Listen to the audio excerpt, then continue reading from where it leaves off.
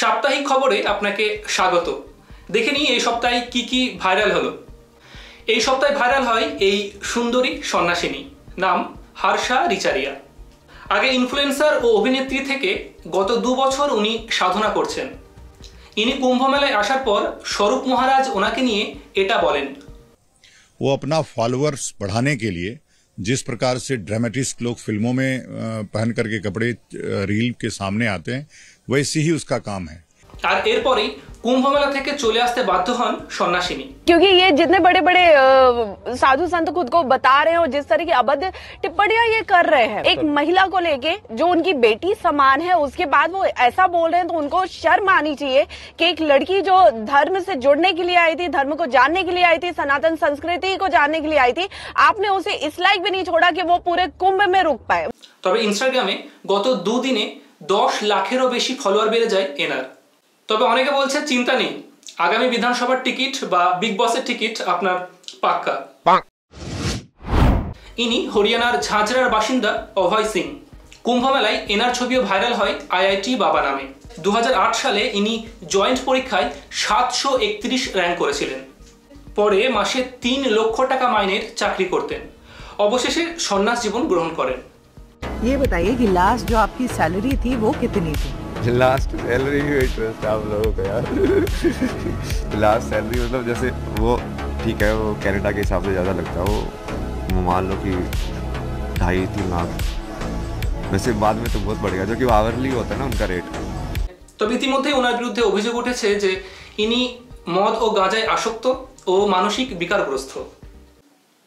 তবে অনেকেই বলছে যে মানুষটা গাঁজার সুখ টানে জীবন কাটাচ্ছে, আর কিছু মানুষ ওনার সঙ্গে ধর্মের আর IITর ককটেল মিশিয়ে বাজারে বিক্রি করছে।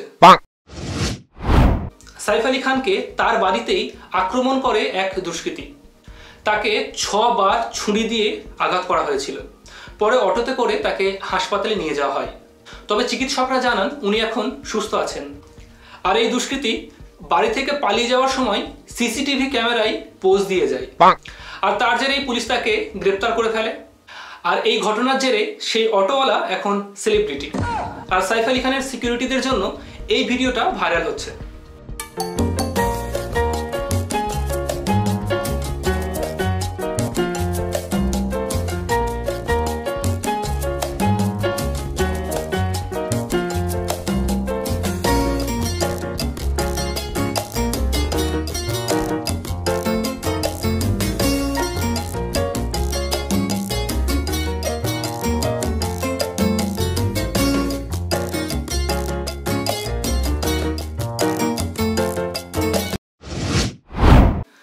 গত সপ্তাহে ফসিলসের প্রাক্তন গিটারিস্ট চন্দ্রমৌলি বিশ্বাস অবসাদে আত্মহত্যা করেন।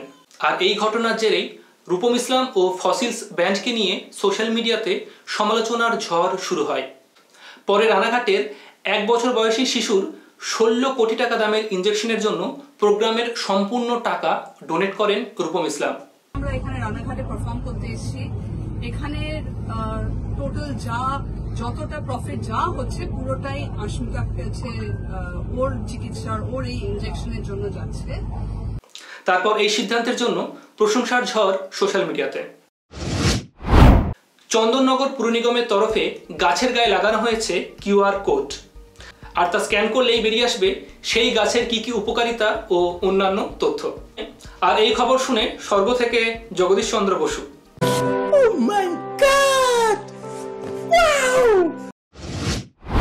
সম্প্রতি টমটম সংস্থার ট্রাফিক ইন্ডেক্স রিপোর্ট প্রকাশ হয়, যেখানে গোটা বিশ্বে কলকাতা সেকেন্ড হয়েছে।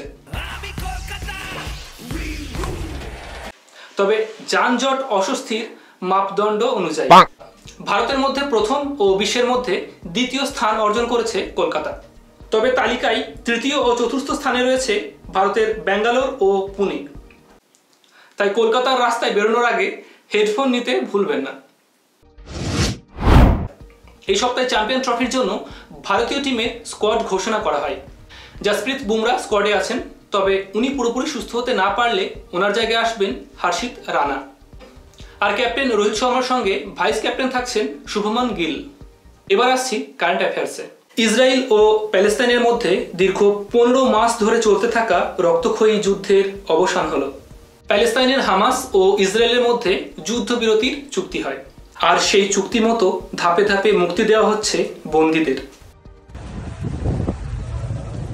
ল্যান্ডসেটের স্টাডি অনুযায়ী এই যুদ্ধে ইসরায়েলের 1200 মানুষের প্রাণ যায়, আর প্যালেস্তাইনের 64,000 মানুষ মারা গেছেন।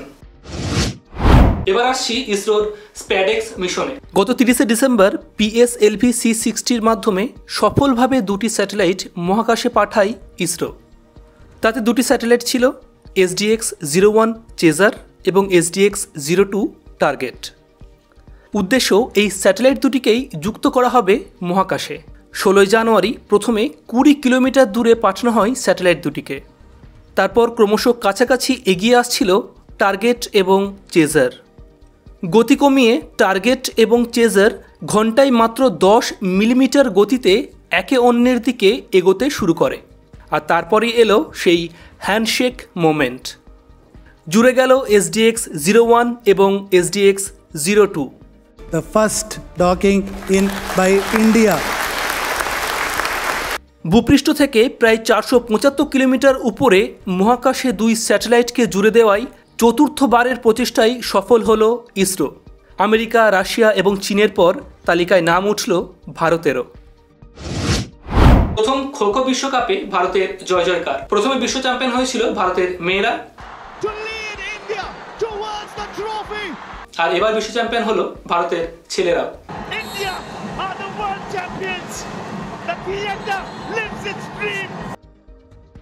পথ দুর্ঘটনায় আহতকে দ্রুত হাসপাতালে পৌঁছে দিলে 25,000 টাকা দেবে সরকার, এমনই ঘোষণা করেছেন কেন্দ্রীয় পরিবহন মন্ত্রী নীতিন গডকরি। মূলত রাস্তায় কাউকে আহত দেখে পথচারীরা যাতে মুখ ফিরিয়ে না চলে যায়, তার জন্যই এই উদ্যোগ। এই বছরের মার্চ মাস থেকে চালু করা হবে এই প্রকল্প। পথ দুর্ঘটনায় মৃত পরিবারকে 2 লক্ষ টাকা আর্থিক সাহায্য করা হবে, আর আহতদের 1.5 লক্ষ টাকা পর্যন্ত চিকিৎসার খরচ দেওয়া হবে।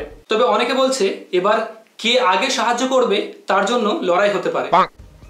এবার আসছি বাংলার খবরে। রেশন দুর্নীতি মামলায় জ্যোতিপ্রিয় মল্লিককে 50 লক্ষ টাকার বন্ডে জামিন দিল ইডির স্পেশাল আদালত। এই সমস্ত শর্ত দিয়ে জেল থেকে মুক্তি দেওয়া হলো প্রাক্তন খাদ্যমন্ত্রীকে। তবে অনেকে বলছেন এবার পার্থ চট্টোপাধ্যায়ের পালা। মেদিনীপুর মেডিকেলের শিশু মৃত্যুর কারণে প্রথমে ভাবা হয়েছিল স্যালাইনে বিষক্রিয়া, পরে সিআইডির পাশাপাশি একটি তদন্ত কমিটি গঠন করা হয় এবং তারা রিপোর্টে জানান স্যালাইনের বিষক্রিয়া নয়, হিউম্যান এরারের কারণেই শিশুর মৃত্যু হয়েছে। ওই দিন হাসপাতালে কোনো সিনিয়র চিকিৎসক না থাকায় সমস্ত কাজ করেছে জুনিয়র চিকিৎসকরাই। পরে ওই হাসপাতালের সুপার সহ 12 জন চিকিৎসককে সাসপেন্ড করা হয় এবং ওনাদের বিরুদ্ধে অনিচ্ছাকৃত খুনের মামলা রুজু করা হয়েছে। সম্প্রতি কেন্দ্রীয় শিক্ষা মন্ত্রণালয়ের তরফে একটি রিপোর্ট জারি করা হয়েছে, যেখানে দেখা যায় পড়ুয়া শূন্য স্কুলে পশ্চিমবঙ্গ প্রথম। বাংলায় 3254টি এমন স্কুল রয়েছে যেখানে একটিও ছাত্রছাত্রী নেই। তবে ওই স্কুলগুলোতেই চাকরি করছে 14,627 জন শিক্ষক। আবার 6,366টা এমন স্কুল আছে যেখানে 100-র উপর পড়ুয়া আছে, অথচ সেখানে 1 জন করে শিক্ষক রয়েছে। শিক্ষামন্ত্রী ব্রাত্য বসু জানান এর দ্রুত সমাধান করা হবে। আরজিকর মামলায় সিভিক ভলেন্টিয়ার সঞ্জয় রায়কে 50,000 টাকার জরিমানা সহ আমৃত্যু কারাদণ্ড শিয়ালদা আদালতের। ঘটনার 164 দিনের মাথায় সাজা ঘোষণা করল শিয়ালদা আদালতের বিচারক অনির্বাণ দাস। ভারতীয় ন্যায় সংহিতার 64, 66 এবং 103-এর 1 ধারায় দোষী সাব্যস্ত করা হয় সঞ্জয় রায়কে। তবে অনেকে সোশ্যাল মিডিয়াতে লিখছেন এই রায়ে সন্তুষ্ট নয়। বাঘাযতীনে হেলে পড়ে একটি 4তলা বাড়ি।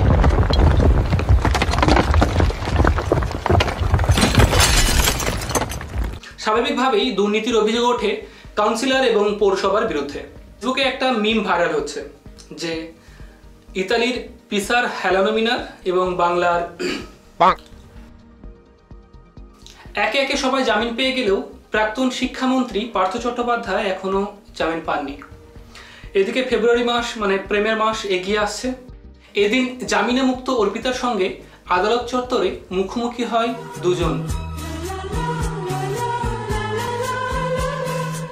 পার্থ চট্টোপাধ্যায় অর্পিতাকে উদ্দেশ্য করে বলেন, আসি, ভালো থেকো। তো এই সপ্তাহের খবর এখানেই শেষ করছি। আসি, ভালো থেকো।